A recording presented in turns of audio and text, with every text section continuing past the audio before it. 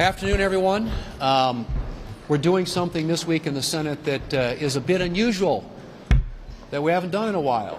We're actually teeing up an appropriations bill to vote on the floor and have an amendment process. We're going to try and get consent. We're going to be on the Milcon VA legislative appropriations bill, and then hoping that we can get consent to add a couple of other bills into the package so that we can be voting on appropriations bills for the first time in a long time. And the reason I say that is because, as you all know, last year when Chuck Schumer was running the Senate, the Appropriations Committee reported out 11 of the 12 appropriations committees, or appropriations bills I should say, all with bipartisan support, and not a single one of them was put on the floor for a vote.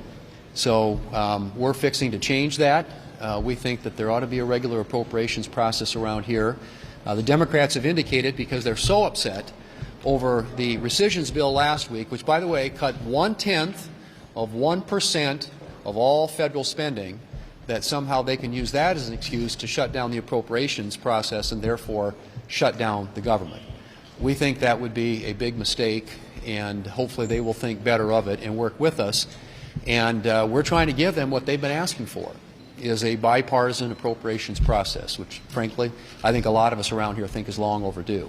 The other thing I want to mention quickly is the nominations process.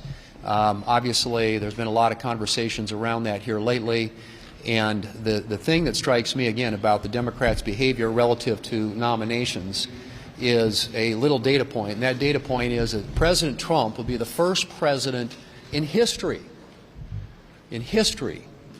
not to have a single one of his nominees confirmed either by voice vote or unanimous consent, which is typically what happens around here, particularly with nominees that have pretty broad bipartisan support, which a lot of these nominees that we're trying to advance do.